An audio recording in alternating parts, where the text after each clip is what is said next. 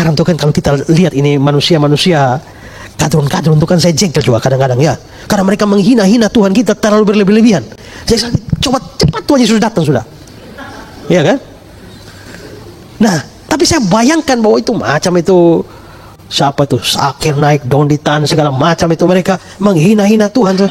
Saya pikir satu sampai belajar sih saya, wah kalau begitu pas pengadilan terakhir saya sudah dihakimi lebih dulu baru duduk di situ. Pas Kristus menghakimi dia, saya tepuk tangan paling besar.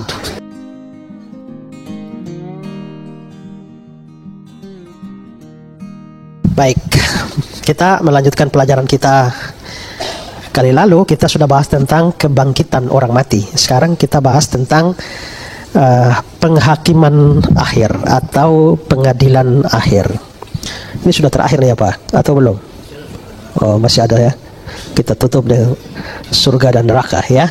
Nah, sekarang tentang penghakiman atau pengadilan terakhir. Nah, Alkitab memang kenapa disebut sebagai pengadilan terakhir? Biasanya kalau omong terakhir itu berarti ada yang pertama. Yang pertama kapan?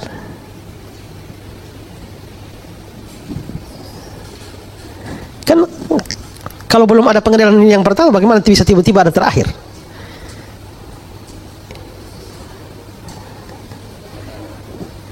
Ya, pengadilan pertama itu terjadi pada saat saudara mati. Saudara dan saya mati, itu langsung masing-masing berhadapan dengan pengadilan. Tapi pengadilan itu hanya sifatnya personal, hanya kita dan Tuhan. Orang lain tidak tahu. Ya, saya mati, saya berhadapan dengan pengadilan terakhir, pengadilan awal, yaitu saya dan Tuhan. Pak Rafli tidak tahu. Pak Rafli mati, Pak Rafli dengan Tuhan. Itu pribadi. Itu yang dibilang dalam Ibrani 9 ayat 27. Manusia ditetapkan untuk mati satu kali saja, setelah itu dihakimi. Nah, itu pertama. Nanti yang kedua, itu yang terakhir baru terjadi pada akhir zaman. Makanya disebut sebagai pengadilan terakhir. Dan itu terjadi pada penutupan sejarah. Bagian terakhir dari zaman ini yang langsung menyusul setelah kedatangan Kristus. Kristus datang, orang mati bangkit, langsung dengan pengadilan terakhir itu. Mari kita lihat Matius 25. Apabila anak manusia datang dalam kemuliaannya, itu kedatangan Yesus, dan semua malaikat bersama-sama dengan dia, maka dia akan bersemayam di atas tahta kemuliaannya, dan semua bangsa akan dikumpulkan di hadapannya. Dia akan memisahkan mereka seorang daripada seorang, sama seperti gembala memisahkan domba dari kambing. Dan dia menempatkan domba-domba di sebelah kanannya dan kambing-kambing di sebelah kirinya. Memang tidak dibilang tentang kata pengadilan muncul di situ, tapi itu jelas adalah suatu tindakan pengadilan.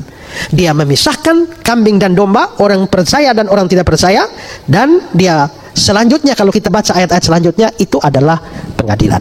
Maka itulah pengadilan terakhir. Ada banyak ayat yang menyinggung itu, tapi saya kira satu ayat ini sudah cukup mewakili bahwa memang di penutupan sejarah itu ada pengadilan terakhir. Nah, malam ini kita mau bahas tentang pengadilan terakhir. Saya akan angkat beberapa hal. Pertama, kita mau lihat tujuan dari penghakiman atau pengadilan akhir itu. Apa sih tujuannya? Ya, ada yang mengatakan bahwa itu untuk menentukan siapa masuk surga, siapa masuk neraka. Tapi saudara, itu salah ya. Karena kalau hanya menentukan seorang masuk surga, masuk neraka, itu tidak perlu pengadilan terakhir. Karena sebenarnya nasib kekal seseorang sudah ditentukan saat dia mati. Itulah yang disebut pengadilan awal tadi. Jadi begitu saudara mati, saudara langsung menghadapi pengadilan awal, dan pada saat itu kan saudara sudah ditentukan saudara masuk surga atau masuk neraka. Karena itu penentuan masuk surga dan masuk neraka itu bukan di pengadilan terakhir. Ya. Dan saudara-saudara, Allah sendiri pasti tahu persis siapa-siapa yang masuk surga, siapa-siapa yang masuk neraka. Karena itu, bahkan dari sudut pandang predestinasi, bahkan orang-orang yang diselamatkan itu telah ditentukan. Sehingga sebenarnya Allah tidak membutuhkan sebuah pengadilan di ujung zaman ini hanya untuk menentukan siapa masuk surga, masuk neraka. Nah, kalau begitu sebenarnya pengadilan terakhir itu tujuannya apa? Ada 3 tujuan. Tujuan pertama adalah Allah mengungkapkan kemahakuasaan dan kemuliaan Allah melalui penyingkapan kondisi akhir dari setiap orang. Jadi ini menjadi tujuan utama. Maksudnya begini, saat seseorang mati, dia kan masuk langsung surga bagi yang sudah beriman, dan langsung masuk neraka bagi yang tidak beriman. Tapi itu terjadi pengadilan individual. Seperti saya bilang tadi, kalau pengadilannya saya dengan Tuhan, kan saudara tidak tahu. Saudara tidak tahu saya masuk surga atau masuk neraka kan? Karena kita bisa salah menduga. Mungkin saudara berpikir bahwa itu orang beriman ya, kayaknya dia masuk surga. Tahu-tahu dia masuk neraka. Ya, atau kita pikir itu manusia di sana itu paling jahat, itu pasti masuk neraka. Tapi kita tidak tahu, tiba-tiba sebelum dia punya napas putus, ya, dia meminta pengampunan dan penyelamatan dari Tuhan, dia bisa diselamatkan. Kita bisa salah duga. Ya. Nah, karena itulah maka biasanya atau boleh dikatakan bahwa yang tahu persis secara pasti seseorang masuk surga atau neraka itu hanya Tuhan dengan orang itu. Yang lain tidak tahu. Ya, mungkin ditambah dengan rekan-rekan yang di surga atau rekan-rekan di neraka. Nah, makanya jabatan seseorang pun tidak menentukan dia bisa di surga atau di neraka, karena Yudas Iskariot itu rasul, tapi ternyata dia masuk neraka. Padahal rasul itu jabatannya tinggi loh ya. Itu lebih tinggi dari apa? Ketua sinode, ketua PGI ya, atau apapun, lebih tinggi itu. Ya, tapi rasul saja ternyata ada rasul masuk neraka. Kalau ada rasul masuk neraka, maka sebenarnya jabatan-jabatan di bawah rasul itu juga tidak jaminan. Makanya ada satu anekdot bilang satu hari ada seorang jemaat mati. Begitu dia mati, dia mendarat di neraka. Begitu dia mendarat di neraka, dia jalan-jalan di neraka, dia lihat, loh, kok Pak Pendeta ada di sini? Ya, lalu pendeta juga jalan-jalan, pendeta lihat ketemu pendeta lain. Kok di sini? Bapak pendeta di sini. Lalu pendeta diam-diam, ketua sinode juga ada di sebelah. Ya, jadi itu menunjukkan bahwa ternyata jabatan tidak jadi jaminan. Ya, sehingga kita bisa salah duga. Ya, salah duga. Makanya jangan terlalu cepat-cepat kalau ada orang mati kita bilang, "Rip, rest in peace, rest in peace." Belum tentu. Karena kita bisa bilang rest in peace kalau dia ternyata ke neraka. Ya, jadi kecuali saudara memang yakin sekali dengan imannya. Saudara kenal persis orang ini dan yakin dengan imannya, oke, rest in peace. Ya. Hanya untuk manusia, kalau anjing jangan, ya. Karena ada orang binatang mati rest in peace, ya. Anjing tidak dapat bagian dalam kerajaan surga, ya. Nah, tapi karena ini sifatnya rahasia, maka sebenarnya kita tidak tahu bagaimana persis orang-orang. Saya itu terus terang saya yakin bahwa bapak saya yang sudah meninggal itu di surga. Kemarin hanya muncul pikiran, bagaimana ya tiba-tiba sampai surga, saya cari-cari bapak saya tidak ada ya. Hanya muncul pikiran saja seperti itu. Tapi artinya adalah bahwa memang kita tidak pernah tahu persis keadaan kita yang lain, hanya masing-masing dengan Tuhan sih. Tapi di pengadilan terakhir itu kita jadi tahu, oh ternyata kita sama-sama pelayanan tapi dia nggak ada di sini, ya kan? Oh ternyata saya kira dia masuk neraka, ternyata sama-sama ada di surga. Maka pada saat itulah kita bisa lihat bahwa akan dalam pengadilan terakhir itu tersingkaplah secara massal dua hal yang tersingkap secara massal, yaitu kemurahan Allah yang menyelamatkan orang-orang berdosa dan keadilan Allah bagi mereka yang tidak percaya dengan dihukum. Lihat kata-kata Anthony Hoekma, dia bilang begini, di dalam penyingkapan ini anugerah Allah akan ditinggikan melalui keselamatan umatnya. Demikian pula keadilannya akan ditinggikan melalui penghukuman atas musuh-musuhnya. Dengan kata lain, hal yang utama pada hari penghakiman bukanlah destiny setiap individu, melainkan kemuliaan Allah. Jadi maksudnya adalah nanti setelah kita tahu semua, wah kita semua masuk surga, kita waduh betapa luar biasa besar anugerahmu. Nah itu kan. Tapi di sana kita lihat di seberang sana ada orang-orang menderita di neraka. Keadilan Allah ditinggikan di sana. Di sini kemurahan Allah ditinggikan, sehingga dalam pengadilan terakhir sebenarnya Allah lah yang ditinggikan. Jadi apa tujuan pengadilan terakhir? Mengungkapkan kemahakuasaan dan kemuliaan Allah melalui kondisi akhir dari setiap orang. Itu tujuan utama. Tujuan yang kedua, menentukan derajat upah dan penghukuman yang diterima setiap orang. Nah ini sebenarnya sudah berulang ya. Saya sudah pernah jelaskan sebelumnya bahwa orang masuk surga bukan karena perbuatan baik, tapi karena iman. Tapi setelah dia beriman dan diselamatkan, dia hidup harus berbuat baik. Nah, perbuatan baik itulah yang dihitung. Makanya 1 Korintus 15 ayat 58, jeripayahmu tidak sia-sia. 1 Korintus 3 ayat 8, masing-masing akan menerima upahnya sesuai dengan pekerjaannya sendiri. Jadi pekerjaan kita, pelayanan kita itu yang akan menentukan upah kita. Nah karena itu maka upah tidak bisa sama rata. Ya, Kenapa upah tidak bisa sama rata? Ya tergantung pekerjaannya. Orang yang kerja banyak untuk Tuhan, pasti upahnya harus lebih besar. Itu keadilan. Makanya 2 Korintus 9 ayat 6 bilang, orang yang menabur sedikit akan menuai sedikit. Orang yang menabur banyak akan menuai banyak juga. Masa kita yang ya malas-malas begini mau upah sama dengan Paulus? Ya kan? Itu tidak adil. Memang sama-sama masuk surga, tapi upahnya akan beda-beda. Lukas 6 ayat 23 ada kata-kata, upahmu besar di surga. Kalau ada upah besar, secara implisit ada yang kecil. Dan nanti pengadilan terakhir itu yang akan menentukan posisi kita dan perbedaan kita. Ya, perbedaan kita. Makanya di surga ada tempat yang tinggi, ada tempat yang rendah. Matius 5 itu. Ya. Dia akan menduduki tempat yang paling rendah dalam kerajaan surga. Bagian akhirnya menduduki tempat yang tinggi dalam kerajaan surga. Berarti di surga itu ada tempat yang tinggi, ada tempat yang rendah. Tergantung apa? Pekerjaan atau perbuatan. Ya. Waktu baca ayat ini ada yang bilang, ya biarpun rendah yang penting surga. Ya, yang penting surga. Ya, tapi kan sebenarnya kita berbuat baik juga bukan. Tujuan utama itu sebenarnya bukan upah. Tujuan utama itu mengasihi Tuhan dan melakukan atau membalas cinta kasih Tuhan yang tak terbalas itu. Ya, tapi Tuhan masih mengganjar dengan upah. Nah, tapi begitu juga nanti di pengadilan sekarang ini kan kita belum tahu kondisinya bagaimana. Ya, tapi nanti pengadilan terakhir itulah pengumuman. Karena Tuhan pasti tahu persis Bapak punya perbuatan baik kan berapa. Kan Bapak sendiri juga tidak tahu kan? Ya, saya juga tidak tahu saya berbuat baik sudah berapa banyak. Ya, saudara juga tidak tahu. Pelayanan kita ini dihitung berapa ya poinnya? Juga kita tidak tahu juga, ya kan? Nah, tapi pengadilan terakhir itu yang akan menentukan semuanya. Begitu juga orang-orang yang akan masuk neraka, itu juga masuk neraka tidak bisa sama rata. Karena orang yang dosa banyak dengan dosa sedikit itu kalau dihukum sama, semua masuk neraka, sama-sama di dalam api neraka. Kalau memang sama begitu, daripada berbuat dosa 1 juga masuk neraka, berbuat dosa 1000 masuk neraka, sama-sama lebih baik 1000 sajalah. Ya. Tidak, masuk neraka juga pasti beda. Lukas 20 itu ya. Bagian akhir saja. Mereka itu pasti akan menerima hukuman yang lebih berat. Kalau lebih berat berarti ada yang lebih ringan. Berarti di neraka ada hukuman ringan. Memang ada ringan dibanding dengan yang berat. Tapi dibanding dengan yang di dunia ini, ya semua berat di sana. Ya, jadi kitab suci berkata bahwa ada upah bagi orang percaya dan ada hukuman bagi orang yang tidak percaya, tapi semua pembedaan itu akan menjadi jelas pada pengadilan terakhir, yaitu Wahyu 22:12. Aku datang segera, aku membawa upahku untuk membalaskan kepada setiap orang menurut perbuatannya.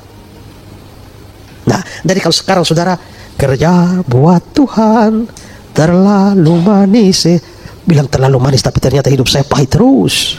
Ya, jangan khawatir karena belum saatnya. Di pengadilan terakhir nanti Tuhan hitung sampai setiap sen kecil dari pengorbanan saudara. Sekarang ini saudara berkorban kayaknya juga tidak terlalu, katanya melalui Tuhan itu diberkati, tapi kuasa hidup saya susah terus ya. Ya. Kalau pendeta-pendeta berkhotbah hidup akan berlimpah-limpah, tapi saya utang sana, utang sini juga susah bayar juga sampai pinjol dan lain sebagainya juga sengsara saya. Ya. Tidak, ini belum selesai. Ya.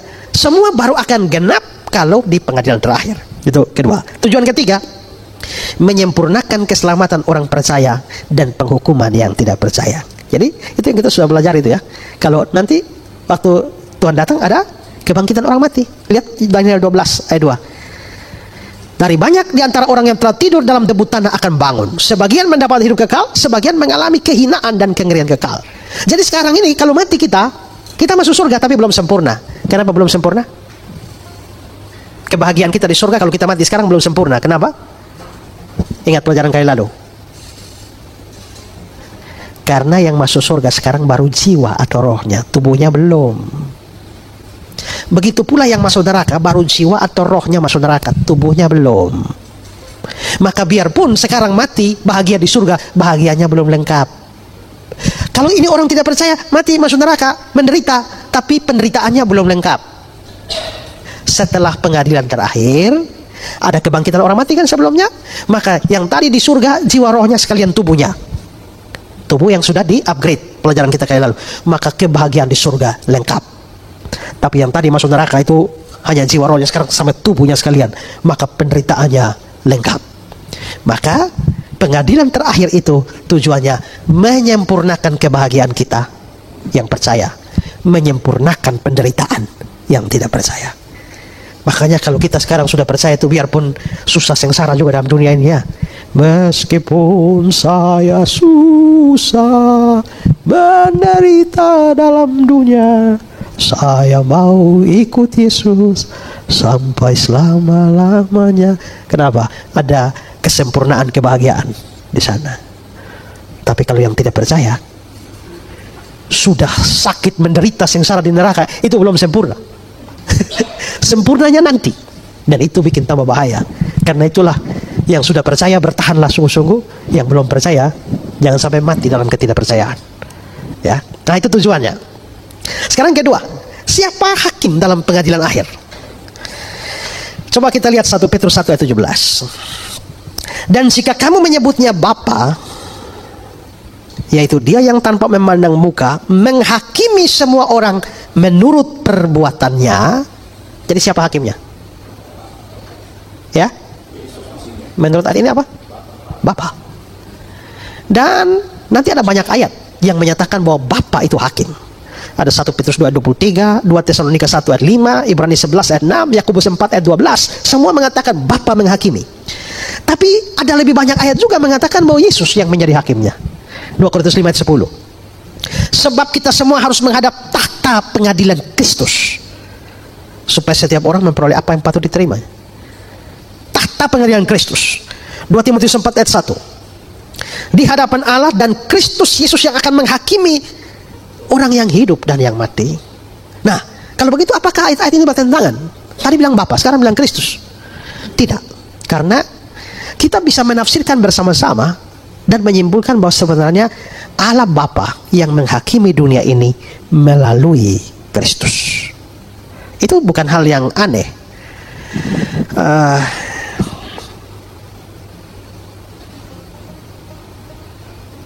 Kapan Pak Hengki renovasi ruko? Pak Hengki yang renovasi? Bukan ya, tukang ya. Tapi saya apakah mengatakan bahwa Pak Hengki merenovasi salah? Tidak juga. Karena tukang itu bekerja atas perintah Pak Hengki. Atau dengan kata lain, Pak Hengki merenovasi ruko melalui para tukang yang bekerja di lapangan. Allah Bapa menghakimi dunia ini melalui Kristus. Itu dua hal yang saya juga bilang, saudara-saudara, sekarang saya lagi bangun rumah. Saya tidak pernah ikut angkat campuran. Saya hanya kasih komando saja dan tukang kerja. Kalau begitu, tukang kerja benar, saya tukang bangun rumah benar, saya bangun rumah benar. Allah Bapa menghakimi dunia, benar. Yesus menghakimi dunia, benar. Tapi intinya adalah Bapa menghakimi melalui anak. Yohanes 5. Bapa tidak menghakimi siapapun, melainkan telah menyerahkan penghakiman itu seluruhnya pada anak. Ya, lalu ayat 27, Dia telah memberikan kuasa kepadanya untuk menghakimi.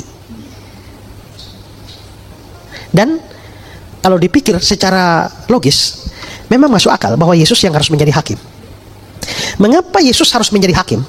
Coba kita perhatikan kata-kata dari Hokmah. Dia bilang begini, adalah tepat jika dikatakan bahwa Kristus akan menjadi hakim pada penghakiman akhir. Dia adalah pribadi ilahi yang telah berinkarnasi, mati, bangkit untuk menyelamatkan umatnya. Mereka yang percaya kepadanya akan diselamatkan olehnya. Karena itu lebih tepat jika ia yang bertindak sebagai hakim. Sebaliknya mereka yang telah menolaknya telah berbuat dosa kepadanya. Karena itu tidak salah jika dia yang telah ditolak akan menjadi hakim atas orang-orang berdosa. Lebih lanjut, tindakan penghakiman itu akan menjadi penyataan kemuliaan dan kemenangan Kristus yang tertinggi. Selama di bumi, dia telah diadili oleh para pemimpin duniawi. Tapi nanti dia akan duduk di atas tahta pengadilan atas semua penguasa di bumi. Dengan demikian, Kristus akan menggenapi seluruh karya penebusan atas umatnya. Kalau begitu, siapa? Kristus. Apakah ada pembantu dalam proses pengadilan itu? Ada. Kristus dibantu oleh beberapa pihak. Siapa?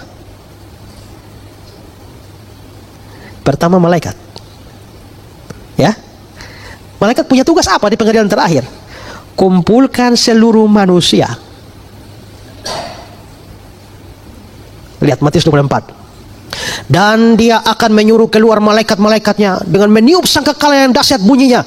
Mereka akan mengumpulkan orang-orang pilihan dari 4 penjuru bumi, dari ujung langit yang satu ke ujung langit yang lain. Kumpul. Nah, ini tidak berarti bahwa orang yang bukan orang pilihan tidak dikumpul. Ya, karena konteks ini orang pilihan. Tapi artinya malaikat itu yang kumpul semua di dalam pengadilan terakhir itu. Terus yang kedua, menarik juga bahwa ada orang percaya kita di sana. Coba lihat Matius 19:28. Aku berkata kepadamu, sesungguhnya pada waktu penciptaan kembali, apabila anak manusia bersemayam di atas takhta kemuliaannya, kamu yang telah mengikuti aku akan duduk juga di atas 12 takhta untuk menghakimi ke-12 suku Israel. Kamu yang telah mengikuti aku akan duduk di atas 12 takhta. Berarti ini siapa-siapa nih? Berarti 12 rasul ya. Tapi pasti Yudas tidak. Kan Yudas kan sudah diganti kan? Matias atau Paulus. Kita nggak tahu yang rasul yang satu pengganti itu Matias atau Paulus. Tapi pokoknya itu 12 rasul. Tapi apakah hanya 12 rasul? 1 Korintus 6. Ini Paulus bicara terhadap orang-orang jemaat biasa, bukan rasul. Atau tidak tahukah kamu bahwa orang-orang kudus akan menghakimi dunia? Tidak tahukah kamu bahwa kita akan menghakimi malaikat-malaikat? Jadi bagaimana? Kita akan ikut juga ya? Ikut menghakimi. Jadi sebenarnya kita ini akan dihakimi atau menghakimi?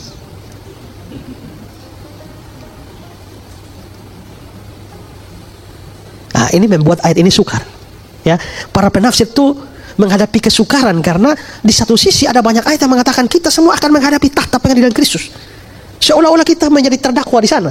Tapi ada ayat juga yang mengatakan bahwa kita akan turut memerintah menghakimi, bahkan kita menghakimi para malaikat. Ya. Tapi mungkin artinya seperti yang dikatakan Matthew Henry, dia bilang begini. Mereka sendiri juga akan dihakimi. Maksudnya orang percaya juga akan dihakimi. Tapi mungkin mereka akan dibebaskan terlebih dahulu dan diminta untuk maju dan duduk di atas bangku peradilan untuk memberikan persetujuan dan tepuk tangan mereka atas penghakiman Kristus yang adil, baik atas manusia maupun atas malaikat-malaikat. Tidak dalam arti lain mereka akan menjadi hakim-hakim. Mereka bukanlah mitra di dalam tugas Tuhan mereka, tapi mereka mendapat kehormatan untuk duduk di dekatnya dan menyaksikan penghakimannya terhadap dunia yang jahat dan mendukung penghakiman itu. Jadi ini contohnya ya, kita ini orang percaya semua ya. Nah, terus waktu pengadilan terakhir kita maju duluan. Setelah maju duluan kita sekarang kursi di sana, kita duduk di sana dan kita menyaksikan hakim yang agung Kristus menghakimi dunia. Dan sekarang tuh kan kalau kita lihat ini manusia-manusia kadrun-kadrun itu kan saya jengkel juga kadang-kadang ya. Karena mereka menghina-hina Tuhan kita terlalu berlebih-lebihan. Saya coba cepat Tuhan Yesus datang sudah. Ya kan? Nah, tapi saya bayangkan bahwa itu macam itu siapa itu Sakir naik daun ditan segala macam itu mereka menghina-hina Tuhan. Saya pikir sampai belajar sih saya, wah kalau begitu pas pengadilan terakhir saya sudah dihakimi lebih dulu baru duduk di situ. Pas Kristus menghakimi dia, saya tepuk tangan paling besar. Ya, mungkin dalam gambaran seperti itu bahwa kita turut menghakimi malaikat-malaikat. Maksudnya kita tidak mengambil bagian, itu tugas Tuhan kan, tapi kita turut menyaksikan dan memuliakan Tuhan pada waktu dia menghakimi dunia. Ya, sehingga kejengkelan kita kepada segala macam nista mereka itu ya, itu mungkin baru terbalas di sana tuh. Karena memang hari penghakiman itu hari pembalasan dan kita turut bersukacita di sana. Ya. Nah, tapi ingat walaupun ada pembantu-pembantu, ada malaikat dan kita, tapi ingat fokus utama hakim itu adalah Kristus. Nah, kalau fokus utama hakim itu adalah Kristus, maka ini ada sesuatu yang menarik. Yesus kawan yang sejati yang menanggung dosamu. Waduh, Yesus kawan saya, sobat dari Galilea. Dia sobat dari Galilea. What a friend we have in Jesus. Yesus kawan yang sejati. Dan waktu pengadilan terakhir, siapakah yang duduk di kursi hakim? My friend. Kalau my friend, aman gua. Ya kan? Tapi yang sekian lama menista-nista, menghina, ya kan? Yesus itu pakai kolor di tiang jamuran, silakan saja olok. Nah, dan nanti yang menjadi hakim duduk di kursi penghakiman itu adalah musuhmu. Ya. Nah, jadi sebenarnya karena Kristuslah hakim itu, maka itu memberi keamanan kepada semua sahabatnya dan semua pengikutnya. Tapi itu menjadi ancaman besar bagi setiap musuhnya dan setiap orang yang tidak percaya dia. Ya, kita hanya berapa orang saja belajar di sini ya. Tapi nanti kan pelajaran ini didengar oleh banyak orang lewat YouTube, Facebook. Maka saudara yang ikut acara ini di YouTube juga ingat baik-baik ya. Kalau saudara tidak percaya, saudara musuh dia. Dan satu hari saudara akan berhadapan dengan dia yang musuhmu itu jadi hakimmu. Kamu mungkin dengar video ini, kamu terus kasih komentar yang terus menghina. Tapi dengar baik-baik, dia musuhmu itu akan jadi hakimmu. Saya omong begini karena tidak ada video saya yang tidak dilumuri dengan muntahan dari kadrun-kadrun itu. Saudara bisa lihat saja, selalu saja ada. Ya.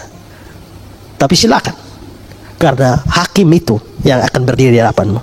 Tapi kita sudah sahabat, apalagi gembala kita, raja kita, ya, kekasih kita, Yesus kekasih jiwaku. Yang kekasih kita itu yang hakim.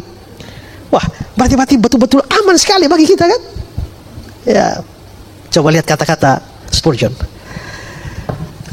untuk mereka yang tidak percaya. Hai pendosa, kehancuranmu adalah sesuatu yang pasti saat masa penghakiman itu datang. Tidak akan ada saksi yang dibutuhkan untuk menghukummu, karena sang hakim tahu segalanya. Kristus yang kamu benci akan menjadi hakimmu. Juru selamat yang rahmatnya kamu injak-injak adalah dia yang akan menjadi hakim atasmu. Dan apa yang akan dia katakan selain semua seteruku ini yang tidak suka aku menjadi rajanya, bawalah mereka kemari dan bunuhlah mereka di depan mataku. Dari Lukas 19 ayat yang ke-27. Ya, karena itu kalau saudara yang percaya hari ini dapat pelajaran Kristus yang jadi hakim, saudara mesti senang dong, ya kan? Dan memberikan ketenangan, keamanan, kenyamanan, eternal security untuk kita.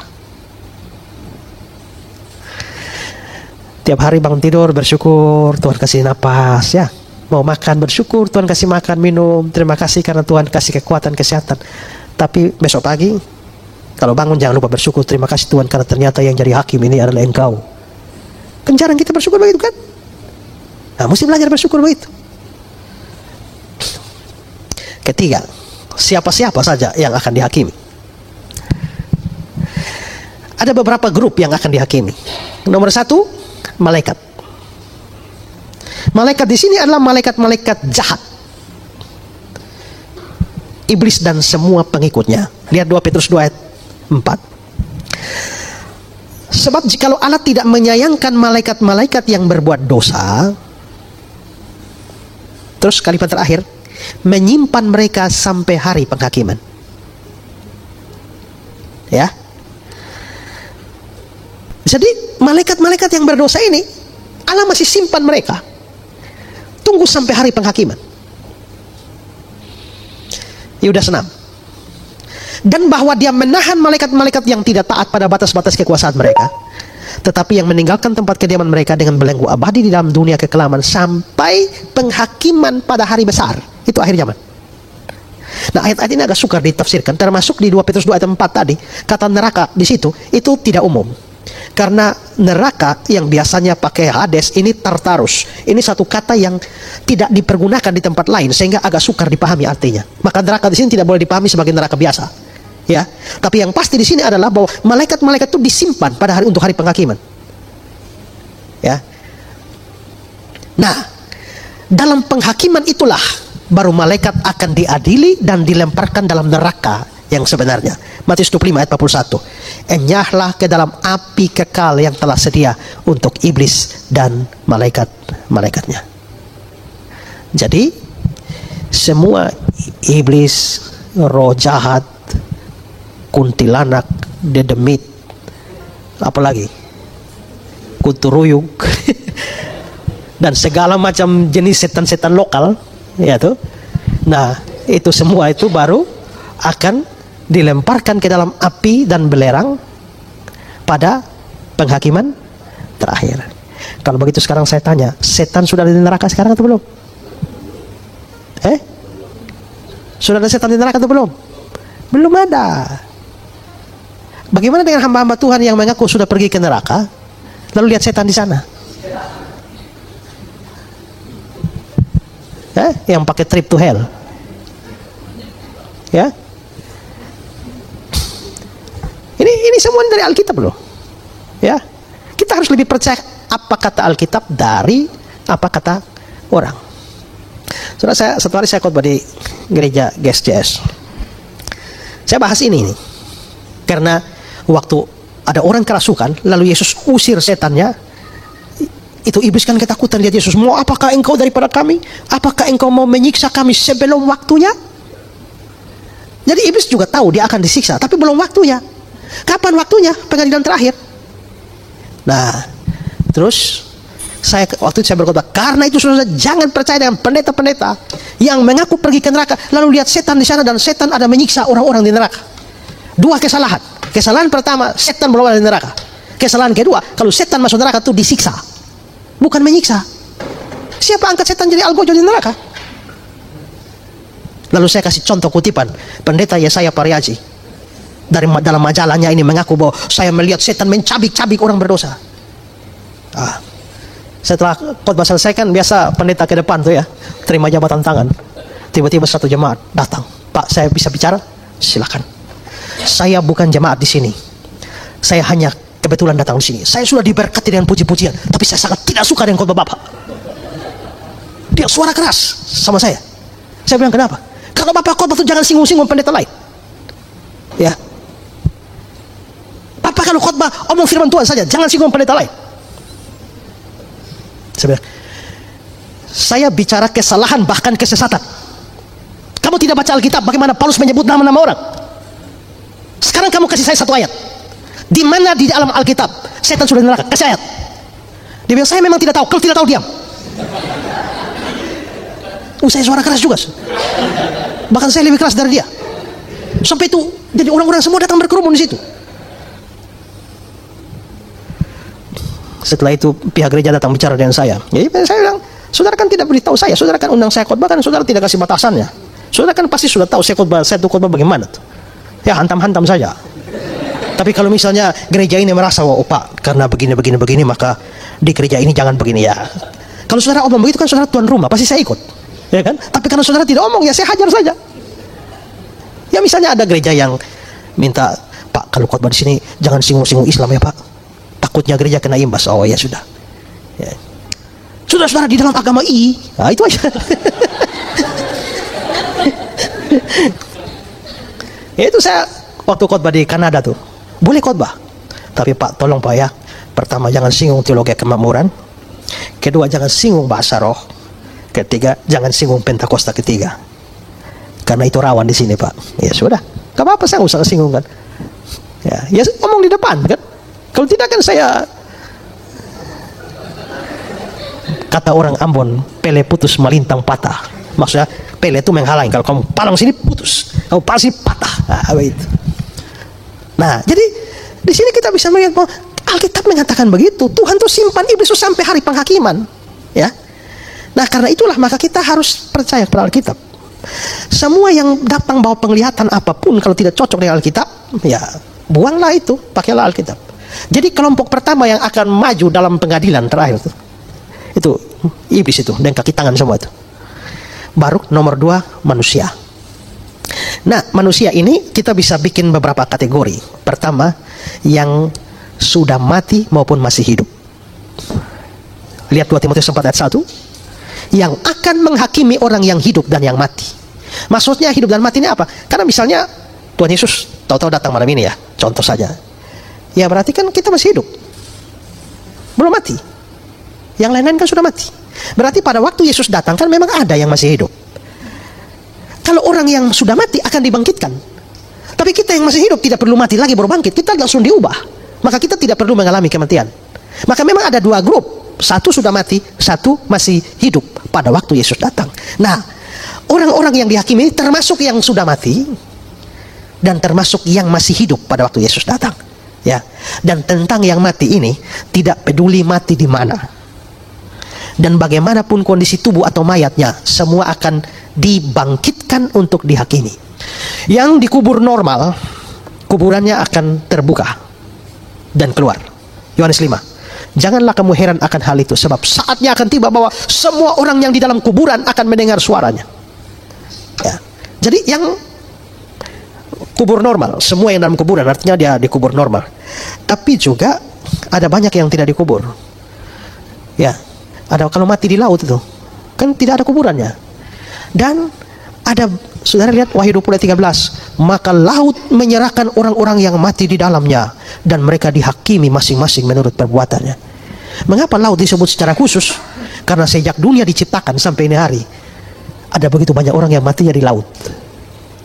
Ya kan? Mati di laut. Nah karena itu entah berapa banyak orang yang tubuhnya ada di laut sana. Nah ini harus dibangkitkan tuh. Maka dalam bahasa personifikasi, laut menyerahkan orang mati di dalamnya. Termasuk mereka yang dikremasi dan abunya dibuang ke laut. Nah itu juga. Memang ada pro kontra, bolehkah orang Kristen dikremasi? Dulu heboh besar waktu pendeta Bikman Sirait mati. Itu dia minta dikremasi, sudah dikremasi, abunya suruh bagi 3 lagi, ya kan? Satu di Papua sana, satu di mana kan? Karena itu tempat pelayanan dia. Saya ada di grup pendeta-pendeta. Nah, lalu pendeta-pendeta kesohor di Indonesia nih bilang, tolong dong kalau ada yang dekat dengan keluarganya, tolong beri peringatan dong. Masa hamba Tuhan sekaliber Bikman Sirait kok minta dikremasi? Lalu saya jawab di situ, memangnya ada salah apa kalau dikremasi? Lalu satu pendeta nanggapi saya, akhirnya jadi baku debat panjang lebar di situ. Ya, walaupun beliau teman saya juga. Ya, tapi apa salahnya? Nggak ada salahnya kremasi. Dan tidak ada kesulitan bagi Tuhan untuk, ya kan salah satu halnya nanti kan pada hari penghakiman bagaimana? Kebangkitan orang mati bagaimana? Ya, apalagi Bikman punya satu di sini, abu sebagian di sini, abu sebagian di sini, abu sebagian di sini. Ya apa susahnya bagi Tuhan sih? Ya tidak ada susah. Ya coba bayangkan itu yang saya sudah omong kayak lalu itu kan. Ya kalau saudara mati di laut lalu dikeroyok oleh 5 ekor ikan, lalu ikannya ditangkap oleh nelayan, potong bagi 20, jual di pasar, dibeli oleh 5 keluarga, gitu. Nah, lalu makan semua tuh, kira-kira hari penghakiman bagaimana Tuhan menemukan tubuhnya? Ya kan? Kita pikir terlalu susah kan? Ya jawabnya gampang saja, tidak ada yang mustahil bagi Tuhan. Begitu. Ada orang yang baca Alkitab bilang, pada hari itu akan terdapat ratap tangis dan kertak gigi di neraka. Lalu mereka tanya pendeta, menurut Alkitab waktu orang masuk neraka ada ratap tangis dan kertak gigi, bagaimana dengan mereka yang ompong? Pendeta langsung jawab, jangan khawatir, Tuhan pasti menyediakannya. Ya. Tidak peduli mereka mati dalam kondisi tubuh bagaimanapun. Wahyu 20:13 bilang, dan maut dan kerajaan maut menyerahkan orang yang mati di dalamnya dan mereka dihakimi menurut perbuatannya. Nah kata maut di sini dari Yunani Hades. Dan Hades itu bisa berarti maut, bisa juga berarti neraka. Karena Hades itu bisa maut, bisa neraka, bisa kuburan. Itu 3, tergantung konteks. Nah, jadi kata maut di sini bisa berarti Hades, bisa berarti neraka, kuburan. Maka di sini itu bisa berarti kondisi kematian. Jadi itu mencakup orang yang mati dimakan binatang, buas, ular, ikan, buaya, macan tutul atau apapun, mati terbakar. Orang yang kena bom atom itu hilang. Ya, bayangkan itu waktu bom atomnya Hiroshima Nagasaki, orang yang jarak 45 km itu tiba-tiba jarak dari itu Hiroshima 45 tiba-tiba daging mencair. Apalagi yang di situ. Dan itu bom atom itu Hiroshima Nagasaki nggak ada arti apa-apa dibanding dengan senjata nuklir sekarang. Kalau terjadi perang nuklir sekarang, ya kita tiba-tiba lenyap. Nah lenyap tidak tahu ini tubuh di mana. Nah kalau tidak tahu tubuh kita manusia tidak tahu tubuh di mana, tapi itu kan pasti sudah mati kan, masuk pada dunia kematian kan, Hades. Nah tapi bagaimana menemukan? Nah maut dan kerajaan maut menyerahkan. Nah maka ini tidak peduli semuanya. Jadi baik yang hidup maupun mati. Berikut kategorinya adalah yang besar dan kecil. Wahyu 20 ayat 12. Dan aku melihat orang-orang besar dan kecil berdiri di depan tahta itu, dihakimi menurut perbuatan mereka. Apa maksudnya besar kecil ini? Apakah dan aku melihat orang-orang gemuk dan langsing, begitu kan? Bukan ya. Besar kecil di sini bukan menunjuk pada bobot kita, bukan juga menunjuk pada orang tua atau anak-anak, bukan. Para penafsir setuju bahwa kata besar kecil di sini itu menunjuk pada kedudukan sosial dalam masyarakat. Ya. Artinya adalah bahwa dalam penghakiman itu tidak pandang kamu punya kedudukan tinggi di dunia ini atau kedudukan rendah, terhormat atau tidak terhormat, terkenal atau tidak terkenal, berpengaruh atau tidak berpengaruh, kaya atau miskin, semua dihakimi.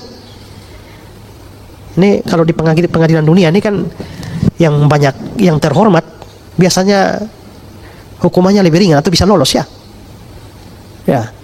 Tapi kalau tidak punya kedudukan apa-apa, nah itu paling sengsara. Ya. Tapi pengadilan terakhir berbeda, tidak ada yang lolos.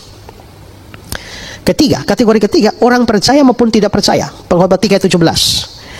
Allah akan mengadili baik orang benar maupun yang tidak adil. Nah, baik orang benar ini pasti orang percaya, maupun yang tidak adil itu orang tidak percaya. Nah, orang tidak percaya itu akan dihakimi seluruh dosa mereka, kejahatan mereka, dan itu adalah hari pembalasan.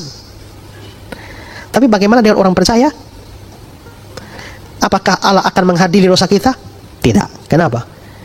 Karena dihapuskan dosaku hanya oleh darah Yesus. Kalau Bapak Ibu percaya Yesus, dosanya dihapuskan oleh darah Yesus. Kalau dosanya dihapuskan, lalu Allah mau menghakimi. Kristus mau menghakimi apa? Bukankah Kristus adalah hakim? Dan darahnya sendiri yang menghapus dosa kita? Lalu bagaimana dia mengadili dosa kita?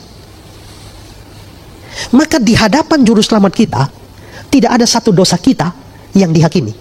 Karena kalau masih ada dosa kita yang dihakimi, berarti darahnya tidak menutup dan menghapus seluruh dosa kita. Kalau saya masih punya satu dosa di pengadilan terakhir untuk dihakimi, berarti darah Kristus menghapus sekian juta dosa saya kecuali satu. Nah itu bagaimana? Kalau kita percaya bahwa darah Kristus menghapus seluruh dosa kita, maka saya ketika berdiri di hadapan sang hakim, apa yang dia mau adili saya? Kalau dia bilang, hei Ezra, saya akan mengadili dosa mencurimu, tapi bukankah Tuhan sudah hapus itu? Gimana? Jadi orang percaya tidak punya dosa. Gini ya, dosa kita sudah dihapuskan. Tapi kan setelah kita ini percaya Yesus juga kita masih ada dosa-dosa kan? Untuk dosa-dosa itu, kita sudah dapat bagian kita, yaitu hajaran. Jadi semua dosa kita sudah dihapuskan, dosa-dosa yang masih kita buat sudah dapat hajarannya, lalu apalagi yang masih tersisa di pengadilan terakhir? Makanya kita tidak ada lagi hal yang akan kita takutkan dalam pengadilan terakhir, sehingga betul-betul kita aman. Tapi untuk orang yang tidak percaya, kan dosa mereka tidak ada yang dihapus. Maka setiap dosa mereka detail, itu akan menjadi materi penghakiman bagi mereka. Ya. Nah, tapi satu hal yang penting begini saudara ya. Sebelum ayat Alkitab di Wahyu pasal 20 itu berbicara tentang penghakiman terakhir, sebelum penghakiman terakhir dia bicara tentang langit dan bumi akan lenyap. Coba lihat Wahyu 20. Lalu aku melihat suatu tahta putih besar dan dia yang duduk di atasnya. Ini sudah, Kristus sudah duduk di atas tahta. Dari hadapannya lenyaplah bumi dan langit tidak ditemukan lagi di tempatnya. Jadi Kristus di tahta putih, lalu langit dan bumi lenyap. Baru ayat 12, aku melihat orang-orang mati besar kecil berdiri di depan tahta itu, dihakimi menurut perbuatannya. Saudara coba pikir, ini mau pengadilan ya. Ini anggap saja saya Kristus ini mau menghakimi saudara semua. Tapi sebelum saya sudah duduk di atas kursi, sebelum saudara semua tampil untuk dihakimi, ini langit dan bumi lenyap. Artinya apa? Artinya lu mau sembunyi di mana? Ini langit dan bumi sudah lenyap, lu terus mau sembunyi di mana? Mau lari ke mana coba? Jadi maksudnya itu artinya apa? tidak ada orang bisa menghindar. Tidak ada orang bisa lari. Tidak ada orang bisa sembunyi. Sembunyi di mana? Di bawah pohon. Sudah tidak ada bumi, mau ada pohon bagaimana? Ya. Mau sembunyi di laut. Laut juga sudah tidak ada. Bumi sudah tidak ada. Dengan kata lain, pada pengadilan terakhir tidak ada tempat bersembunyi. Ya. Karena itu saudara-saudara, inilah betapa bahagianya kita yang percaya, kan? Tapi betapa sengsaranya mereka tidak percaya itu. Hanya mereka tidak tahu itu. Ya. Makanya kalau kita tahu itu harus kasih tahu itu, ya. Kasihan papa kita, mama kita, oma kita, tante kita, istri kita, suami kita. Kalau kita pergi ke surga lalu mereka ke lain tempat itu. Ya. Kalau kita dengan sangat berani dan percaya diri berdiri di hadapan tahta anak domba, tapi mereka akan begitu ketakutan. Ya. Jadi kalau bisa usahakanlah supaya kekasih-kekasih kita itu sama-sama di surga. Walaupun ada juga yang suka sama-sama di neraka. Ya. Itu ada penginjil saya tuh di Sumba sana tuh. Dia menginjili omanya. Oma, kalau percaya Yesus, oma akan masuk surga, tidak masuk neraka. Di surga tuh bahagia, di neraka tuh sengsara. Lalu oma tanya, lalu kau punya opa itu masuk mana? Nah, karena opa sudah mati lama kan, belum percaya Yesus. Dia kan tidak bisa bilang opa masuk surga. Opa masuk neraka. Oh, jadi opa masuk neraka, lalu oma masuk surga. Iya, dasar anak biadab. Ya, kau mau datang suruh oma berpisah dengan opa? Nah, jadi maksudnya apa? Maksudnya biar oma dengan opa tetap di neraka sama-sama. Dan saya menyadari betapa kuatnya cinta. Sampai-sampai mau sama-sama di neraka. Tapi itu cinta bodoh, ya. Jadi lebih baik sama-sama di surga. Ya. Sekarang keempat, dasar penghakiman. Nah, kalau di dunia ini, kalau kita dihakimi, itu kan pakai undang-undang, kan? Dan undang-undang negara kita. Kita nggak bisa pakai undang-undang negara lain. Nah, waktu pengadilan terakhir itu pakai dasar apa? Nah, mari lihat ayat 12, Wahyu 20. Dan aku melihat orang-orang mati, besar dan kecil, berdiri depan tahta itu, lalu dibuka semua kitab. Dan dibuka juga sebuah kitab lain, yaitu kitab kehidupan. Dan orang-orang mati dihakimi menurut perbuatan mereka berdasarkan apa yang ada tertulis dalam kitab-kitab itu. Jadi ada berapa kelompok kitab ini? 3 apa 2? Ulang ya. Lalu dibukalah semua kitab. Berarti ini kelompok 1. Dan dibuka sebuah kitab lain, yaitu kitab kehidupan, kelompok 2. Dan orang-orang mati dihakimi menurut perbuatan mereka berdasarkan apa yang ada tertulis dalam kitab-kitab itu. Kitab-kitab itu yang mana? Yang semua kitab itu. Berarti ada 2 macam kitab. Lihat perbandingan dengan Daniel 7 ayat 10. Lalu duduklah majelis pengadilan dan dibukalah kitab-kitab. Ya. Pertanyaannya begini. Apakah kitab-kitab ini harfiah? Tidak. Karena apa gunanya kitab bagi Kristus yang Maha Tahu? Ya. Apa gunanya kitab bagi Allah? Karena Allah tidak pikun. Maka dia tidak membutuhkan catatan apapun untuk mengingat apapun. Maka di sini kitab itu sebenarnya adalah suatu bahasa simbolis. Seperti kata Homer Haley, ini bukan betul-betul kitab secara harfiah. Kitab-kitab ini hanya menyimbolkan catatan ilahi tentang kehidupan-kehidupan dan tindakan-tindakan dari semua orang yang pernah hidup. Petrus telah menyatakan dengan baik hal ini. Kitab-kitab tersebut secara jelas mewakili kemahatauan Allah sang hakim itu, yang tahu segala sesuatu dan yang baginya tidak ada yang terlupakan kecuali kalau dia mau melupakannya. Kalau begitu, kitab-kitab itu simbol dari kemahatauan Allah. Biarpun demikian, maka pembahasan ini tetap kita akan mengacu kepada pengertian menggunakan bahasa yang harfiah ini, ya. Oke. Dari sini ayat 12 ada semua kitab. Ini semua kitab ini kira-kira kitab apa? Alkitab, Al-Quran, Tripitaka, Weda, Bhagavad Gita, begitu kan? Alkitab pasti. Kenapa? Karena Alkitab itu standar menentukan benar salah, itu Alkitab. Lihat 2 Timotius 3:16. Segala tulisan yang diilhamkan Allah memang bermanfaat untuk menyatakan kesalahan. Jadi mau nyatakan kesalahan itu tergantung dari Alkitab. Kalau Alkitab salahkan, jangan benarkan. Tapi kalau Alkitab tidak salahkan, jangan salahkan.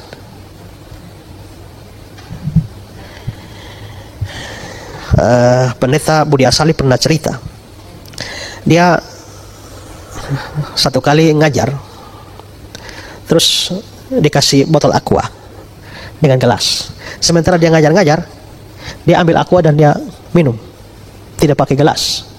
Habis itu ditegur oleh pendetanya, "Bapak, tidak baik etikanya, Bapak minum dari botol, harusnya dari gelas." Lalu Pak Budi tanya, "Dasar Alkitab mana?" Ya, etika kita tuh harus dibangun dari Alkitab. Jadi kalau Alkitab tidak salahkan, hal-hal begitu tidak bisa dipersoalkan lah, ya kan? Ya, minum dari botol juga, saya kira juga bukan hal yang, kecuali kita minum dari tempayan. Di sini mungkin mengganggu pemandangan. Tapi kalau dari botol hal yang biasa, ya. Ya, ada bilang, "Pak, itu loh, tolong dong tegur itu ibu-ibu sekarang tuh rambutnya merah-merah." Masalahnya tegur itu persoalannya adalah, apakah Alkitab memerintahkan ibu-ibu rambut merah? Tidak. Apakah Alkitab melarangnya? Tidak juga. Ya sudah, gitu. Terserah dia sajalah. Ya kan? Kalau Alkitab tidak perintah, tidak wajib. Tapi Alkitab tidak larang juga, kita tidak usah ini kan? Ya tinggal kita rasa-rasa saja itu jadi batu sandungan atau tidak. Ya, kan mungkin jemaat ibu baju rambut merah tidak apa-apa. Mau hijau juga tidak apa-apa sebenarnya. Ya. Tapi kalau saya yang biasa khotbah, tiba-tiba satu hari jemaat saya warna biru semua, ya kan? Nanti mereka tidak perhatikan khotbah, mereka sibuk omong rambut saya, ya kan? Itu jadi repot kan? Jadi lebih baik biar saya hitam saja, ya kan? Biar saya hitam saja. Ya, itu saya coba itu hanya pergi ke Holy Land Tour itu ya, karena saya juga ini pernah ada acara drama, lalu murid-murid saya itu kirim banyak wig gitu loh. Ada yang hitam, hijau, kuning, apa segala macam ada, semua warna ada. Jadi saya juga pikir, wih bagus juga mungkin ya kalau saya pakai baju orange, rambut orange, baju hijau. Nah, jadi saya di Holy Land pernah pakai itu, pas baju orange, saya pakai rambut orange ini. Ya bagi saya biasa saja. Tiba-tiba naik TikTok, ada pendeta yang tidak bersyukur dengan pemberian Tuhan. Wih, cilaka. Ya mau diomong strict juga tidak ada salahnya, bukan dosa kalau kita pakai wig itu. Ya, tapi ya sudahlah, kalau memang jadi batu sandungan lah, saya nggak usah pakai saja. Begitu. Jadi Alkitab itu harus menjadi dasar. Kalau Alkitab tidak salahkan, jangan kita salahkan. Ya. Nah, karena itu maka Alkitab harus ada di sana sebagai standar. Tapi ada kitab-kitab lain. Itu kitab apa itu? Itu kelihatannya dijelaskan tadi ayat 12 itu lalu dibuka semua kitab. Dan orang-orang mati dihakimi menurut perbuatan mereka berdasarkan apa yang ada tertulis dalam kitab-kitab itu. Berarti ini kelihatannya adalah, walaupun ini bahasa simbolik, tapi ini adalah kitab-kitab yang mencatat perbuatan manusia, ya, yang dijadikan dasar penghakiman. Dan perhatikan bahwa kitab itu akan dibuka, dan pada waktu dibuka semua manusia dihakimi berdasarkan apa yang dicatat di dalamnya. Jadi saudara bayangkan, waktu kitab dibuka, bukunya Agus datang dibuka, ini kan penghakiman massal loh ya. Kan beda dengan yang mati toh. Kalau mati kan cuma Pak Agus sendiri saja dengan Kristus. Tapi pengadilan massal itu kan semua. Kita yang lain juga ada duduk menyaksikan tuh. Ya. Baru mulai dibuka lah bukunya Pak Agus, dan semua dosa Pak Agus sampai kecil-kecil itu dibuka di situ. Mampuslah kau. Kan begitu kan? Maka semua aib yang dia buat yang sekian lama dia sembunyi, hari itu terbongkar. Yang istri tidak tahu, hari itu jadi tahu. Yang anak-anak tidak tahu, hari itu jadi tahu. Karena semua dibuka. Wih, silahkanlah kita ya. Sudah simpan rapat-rapat di bumi ini ya. Ternyata sampai pengadilan terakhir dibongkar semua. Coba lihat kata-kata McFadden. Tidak ada yang lolos dari mata yang mengawasi. Setiap dosa diperhatikan, ditandai dengan seharusnya. Setiap hayalan yang jahat, ini termasuk hayalan. Bukan hanya perbuatan ini kan. Kan kita berdosa itu juga dengan pikiran kan. Ya toh? Jadi kita waktu duduk ini kan, kalau saya dulu lalu menghayal yang aneh-aneh, siapa yang tahu coba? Tapi ternyata di buku itu dicatat. Ya, ya. Pada tanggal 15 bulan Oktober pukul 23.00 kamu sedang menghayal dan melamun ini. Wih, itu memalukan sekali itu ya. Setiap hayalan jahat, setiap prinsip yang salah, yang dituruti sesuka hatinya, atau yang diakui, setiap kata sia-sia atau tak berarti, setiap pikiran yang tidak kudus membuat jumlah dosa semakin banyak. Bahkan jika dosa-dosa kita sama seringnya dengan nafas kita, perhitungan berjalan terus dari hari ke hari. Halaman-halaman dipenuhi sampai saat terakhir yang mengerikan telah tiba, pada saat orang berdosa melihat besarnya pelanggaran-pelanggaran. Ya, kita tuh makanya kalau kita berdosa biar kita mengaku sendiri dengan Tuhan saja, ya kan? Ya, saya pendeta, kalau saya berbuat dosa, saya punya dua pilihan: mengaku di hadapan Tuhan kan mengaku di hadapan jemaat. Kalau saya pilih di hadapan Tuhan saja. Kenapa? Tuhan mengampuni, habis itu dia lupakan, tapi ini jemaat ini dia tidak lupa. Itu Tuhan sudah ampuni, dia ungkit terus. Ya, jadi kita lebih cenderung lebih baik kita dengan Tuhan sendiri saja, ya kan? Karena ada banyak dosa yang kalau itu terbuka, kita betapa memalukannya, betapa hinanya kita. Tapi setiap kitab itu kan dibuka, semua kitab dari semua manusia kan. Makanya kita ini dosanya terlalu banyak, masing-masing punya kitab sendiri. Nah, jadi apa-apa yang ini semua perkataan Matius 12. Tapi aku berkata kepadamu, setiap kata sia-sia yang diucapkan orang harus dipertanggungjawabkan pada hari penghakiman. Karena menurut ucapanmu engkau akan dibenarkan, menurut ucapan pula engkau akan dihukum. Jadi setiap kata-kata yang sia-sia. Apa itu perkataan yang sia-sia? Menurut terjemahan Indonesia sehari-hari, setiap orang harus bertanggung jawab atas setiap ucapan yang tidak berguna. Ya, menurut AVB, setiap kata yang tidak sewajarnya dituturkan. Artinya kata-kata atau kalimat-kalimat yang tidak perlu kau keluarkan tapi kau keluarkan, itu kamu akan dihakimi. Itu dicatat itu. Kata Yunaninya adalah aergos. Aergos itu itu tidak, ergon itu perbuatan. Jadi aergos artinya tidak menghasilkan apa-apa. Ya, maksudnya tidak menghasilkan apa-apa yang baik. Jadi semua kata-kata yang tidak menghasilkan yang baik, guyonan-guyonan yang sembarangan saja itu ya. Apalagi guyonan-guyonan yang berbau seks dan lain sebagainya. Ya, ini semua akan dipertanggungjawabkan.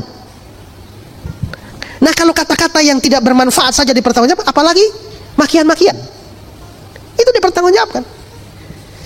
Itu kalau kami di Timur sana itu ya, kalau seperti saya dengan Alvan ini, kalau kita dua sudah lama tidak bertemu, kawan akrab lama tidak ketemu, begitu ketemu, anjing. Ya semua ini. Anjing, dari mana saya kau? Pelayanan di mana sekarang anjing? Lo itu biasa itu. Ya. Biasa itu. Yang satu bilang babi nih, tapi yang dibilang babi juga aman, senyum. Ya itu tidak menyakiti karena budaya, tapi kan itu kan kata-kata yang sia-sia yang harusnya ini. Itu semua dicatat itu. Ya, itu semua dicatat itu. Semua guyonan-guyonan. Ya, kadang-kadang ada yang guyon-guyon berbau-bau porno tuh ya. Semua kalimat-kalimat sombong, rayuan-rayuan gombal. Ya. Berbagai macam tipu daya, omong kosong. Termasuk tipu daya bisnis-bisnis omong kosong dalam dunia bisnis, jualan. Ini dia sudah untung 30%, kita tawar sedikit, ya ini rugi nih, ya kan? Ya tuh, tidak bisa Bapak kalau sudah begitu rugi, ini hanya kembali pokok saja, ya kan? Padahal sudah untung 300% tuh. Ya, itu semua akan di ini ya. Ya. Semua janji, ya kan janji bayar utang bulan depan. Itu kan juga kata-kata yang tapi tidak dilakukan. Ya kan? Ya lain cerita kalau dia pikun, dia lupa, ya kan? Tapi kalau dia sengaja melupakan, ya. Janji bayar utang, janji transfer, janji nikah, janji berikan hadiah pada istri atau anak atau pegawai, janji politik, promosi-promosi berlebihan yang tidak masuk akal tuh. Ya. Kritik-kritik yang tidak membangun, gosip-gosip yang liar, fitnah-fitnah keji, status-status Facebook yang tidak ada, di IG yang tidak ada manfaat. Saya kadang-kadang jengkel tuh, ada orang yang tiba-tiba bikin status, mau buang air besar. Lu mau buang air besar saja harus status itu loh. Ya. Termasuk khotbah-khotbah yang tidak berguna, yang hanya pendeta-pendeta yang khotbahnya nyerocos saja, yang sebenarnya bukan firman Tuhan. Itu juga kata-kata yang sia-sia itu. Ya. Mereka hanya berikan motivasi-motivasi dunia, tapi hanya kutip ayat 1-2, mereka pikir itu sudah firman Tuhan. Itu semua kata-kata sia-sia. Ya. Coba bayangkan ini. Tidak ada satupun yang lolos. Itu baru hanya kata-kata. Ya toh? Nomor 2, pikiran-pikiran. Roma 2:16. Hal itu akan nampak pada hari bila mana Allah sesuai dengan Injil yang kuberitakan akan menghakimi segala sesuatu yang tersembunyi dalam hati. Ada banyak dosa yang kita tidak keluarkan dalam perbuatan, hanya dalam pikiran dan hati saja. Misalnya iri hati. Itu kan saya bisa iri hati dengan dia, kan saya diam-diam saja. Saya juga nggak pukul dia kan. Tapi dalam hati saya itu benci sekali orang ini. Ya. Dia pakai baju kotak-kotak, saya yang salah. Cemburu sama orang. Makanya ada teman bilang begini, orang lain yang beli kipas angin, dia yang berputar di sini. Orang lain beli kulkas, dia yang kedinginan. Orang lain beli motor, dia yang meraung-raung. Ya kan? Ya begitu itu. Tapi dia kan diam-diam saja di sini dengan pikirannya. Nah, itu pikiran juga dicatat. Curiga tanpa dasar. Ya, curiga tanpa dasar. Curiga juga boleh asal ada dasar. Jangan tanpa dasar curiga melulu. Saya baru cerita sama teman saya. Saya ini kalau ada hal yang paling dibenci dari istri itu waktu dia WA tanya, di mana, bikin apa, dengan siapa. Pernah saya di WA, di mana, dengan siapa, bikin apa. Saya balas, gereja, Tuhan, khotbah. Saya di gereja dengan Tuhan bikin khotbah. Dia di mana, dengan siapa, bikin apa? Tanda tanya 5. Saya di gereja, Tuhan, khotbah, tanda seru 5. Ya. Memaki orang dalam hati.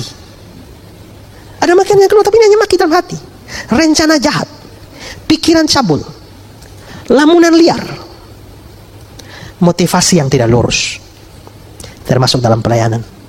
Ya, hati-hati nih. Orang pelayanan juga motivasi. Kan semua kan saya sudah bilang kan, action bisa sama, motivasi bisa beda. Kucing kejar tikus itu sama-sama lari, ya toh? Tapi kucing lari, tikus juga lari. Tapi coba tanya, kenapa kucing lari, kenapa tikus lari? Kucing lari karena ingin makan, lapar dan ingin makan. Tikus lari karena takut dan ingin selamat. Kucing lari masalah perut, tikus lari masalah nyawa. Nah, itu kan? Jadi orang sama-sama melayani juga jangan pikir semua tulus-tulus, tidak. Tulus-tulus tidak. Ada yang melayani karena mengasihi Tuhan, ada yang melayani karena perut. Ya, begitu. Kemarin tuh baru ada satu orang mau minta saya khotbah Natal tanggal 13 itu ya. Permisi Pak, kalau boleh tahu tarifnya berapa Pak? Saya sampai hari ini belum jawab. Dan saya tuh jadi beban ya, kenapa ya banyak orang harus tanya tarif ya? Menurut saya ini mungkin karena sudah kebiasaan bahwa pengkhotbah tuh selalu pasang tarif begitu ya. Sehingga akhirnya orang memikirkan semua pendeta tuh sama. Gitu. Saya diminta khotbah Natal di Jogja. Lalu saya kasih ke sekretaris, tolong tanya mereka bisa siapkan tiket Jogja Kupang. Setelah ditanya, mereka tidak sanggup Pak. Tapi menurut mereka pernah mendengar Pak Isra khotbah bahwa kalau betul-betul tidak punya uang, jujur saja Pak Isra bersedia datang dengan biaya sendiri. Jadi sekarang kami mau kasih tahu bahwa kami jujur, kami tidak punya uang.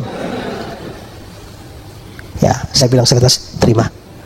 Ya, terima, nanti baru kita atur belakangan bagaimana caranya. Ya. Motivasi itu penting. Itu motivasi yang salah itu akan dicatat itu. Kita jadi WL, jadi pemusik, jadi hamba Tuhan di gereja atau apapun, motivasinya apa? Ya. Hadir dalam ibadah, motivasinya apa? Sungguh mengasihi Tuhan atau hanya temani cowok, temani cewek? Itu semua dicatat itu. Ingat, yang ada dalam hati dan pikiran itu biasa lebih banyak dari yang keluar itu. Ya. Itu biasanya tersembunyi dan rahasia, tapi pada waktu pengadilan terakhir yang di pikiran juga dikeluarkan. Lihat 1 Korintus 4 ayat 5. Karena itu janganlah menghakimi sebelum waktunya, yaitu sebelum Tuhan datang. Dia akan menerangi juga apa yang tersembunyi dalam kegelapan, dan dia akan memperlihatkan apa yang direncanakan dalam hati. Dia akan kasih keluar apa yang ada dalam hati. Hari ini juga saya nggak tahu, saudara dengar saya begini, saudara pikir apa dalam hati pada saya kan? Tapi kalau ada saudara yang pikir jelek pada saya, ya itu juga akan tercatat itu secara otomatis itu. Ya. Nah, karena itu berhati-hatilah dengan hati, pikiran. Selalu kontrol pikiran kita dan hati kita. Jadi pertama kata-kata, kedua pikiran dan hati, ketiga perbuatan. 2 Korintus 5 ayat 10. Ya, sesuai dengan yang dilakukannya dalam hidup ini, baik atau jahat. Yang keempat, iman. Lukas 18 ayat 8. Jika anak manusia datang, adakah ia mendapati iman di bumi? Berarti agak bahaya ini ya. Bukan agak, ini sangat bahaya nih ya. Bisa sangat memalukan ya. Kira-kira masing-masing mulai pikir bukunya isi apa. Tapi kalau mau aman, percaya Yesus. Dihapuskan semua dengan darah Yesus. Sehingga tidak ada buku kita yang dibukakan. Yang tidak percaya itu yang tetap bukunya ada itu. Ya. Tapi ada buku lain lagi yang dibuka. Apa? Kitab kehidupan. Ya. Dibuka ayat 12. Dibuka juga sebuah kitab lain, yaitu kitab kehidupan. Nah, saudara bayangkan ya, bahwa kitab kehidupan ini baru dibuka pada pengadilan terakhir. Itu berarti sebelum itu, kitab itu masih tertutup. Dan tidak ada seorang pun yang membuka dan mengintipnya. Kitab kehidupan itu apa? Ini adalah kitab yang mencatat nama orang-orang pilihan, ya, yang akan diselamatkan dan masuk surga. Lihat Lukas 10:20. Namun demikian, janganlah bersukacita karena roh-roh itu takluk padamu. Bersukacitalah karena namamu ada terdaftar di sorga. Ah, itu buku kehidupan. Ini berarti kitab kehidupan ini tidak berhubungan dengan perbuatan. Kitab-kitab yang lain itu yang berhubungan dengan dosa-dosa kita itu. Tapi kitab yang ini itu hubungannya dengan doktrin ketetapan atau doktrin predestinasi tentang umat pilihan Allah yang sudah dipilih sebelum dunia dijadikan. Kita dipilih dan dan dikuduskannya, ya. Nah, mengapa kitab kehidupan dibuka di akhir zaman bersamaan dengan kitab-kitab yang lain? Nah, saudara perhatikan ini. Kitab-kitab yang sebelumnya dipakai untuk menghakimi semua orang berdasarkan perbuatan mereka. Jadi kitab-kitab itu memang mencatat perbuatan, entah perbuatan jahat maupun baik. Tapi kitab kehidupan sama sekali tidak mencatat perbuatan. Kenapa? Karena nama orang di sana itu sudah dicatat lebih dulu dari orang itu. Karena sebelum dunia dijadikan. Maka bagaimana perbuatannya, orangnya belum ada kok. Maka jangankan perbuatannya, orangnya saja belum ada. Maka kitab itu tidak berisi perbuatan. Dengan demikian, tercatatnya nama-nama di sana atau diselamatkannya orang-orang yang namanya ada di sana bukan karena perbuatan, tapi semata-mata karena pilihan kasih karunia Allah. Jadi kesimpulannya bagaimana? Coba lihat. Kesimpulannya, 1. Kalau saya masuk neraka, itu karena perbuatan jahat atau dosa saya. Kalau saya masuk neraka, itu karena dosa saya. Tapi kalau saya masuk surga, itu bukan karena perbuatan baik saya, melainkan kasih karunia Allah. Kalau saya mendapat upah atau pahala di surga, itu karena perbuatan baik saya. Coba masing-masing baca sendiri-sendiri dulu untuk pahami. Masuk neraka karena salah saya. Masuk surga bukan karena kebaikan saya, tapi dapat pahala karena kebaikan saya. Dengan kata lain, yang membawa orang ke neraka adalah perbuatan jahat orang itu. Yang membawa orang ke surga adalah kasih karunia Allah, bukan perbuatannya. Yang membawa orang pada upah di surga adalah perbuatan baiknya. Nah, maka inilah dasar pengadilan di akhir zaman nanti. Karena itu, saya mau berikan semacam penerapan buat kita. Pertama, jangan andalkan perbuatan baik untuk masuk surga. Itu mustahil. Karena kita akan masuk neraka. Kita harus percaya saja kepada Yesus, mengandalkan jasa Yesus, penebusan Yesus untuk keselamatan kita. Kalau sudah percaya pada Yesus dan masih ada hidup panjang, pakailah sedemikian rupa. Karena itu mengantar kita pada upah. Biarpun motivasinya bukan upah. Kalau kita sungguh-sungguh percaya Yesus, kita aman.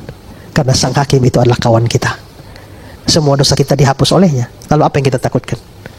Tapi kalau ada di antara kita yang hadir ini, hari ini belum Kristen sungguh-sungguh, hanya karena dari nenek moyang Kristen, KTP kita Kristen, orang tua kita Kristen, atau yang ikut dari Facebook, ikut dari YouTube, TikTok atau manapun. Kalau saudara hanya Kristen-Kristenan saja, tapi sekaligus untuk semua yang non-Kristen, dengar baik-baik. Yang kau olok, yang kau hina, yang kau kecam, yang kau nista itu akan menjadi hakimmu. Tapi semua orang percaya harus bergembira, karena yang jadi hakim itu adalah kawan kita, sobat dari Galilea. Tuhan memberkati kita. Amin.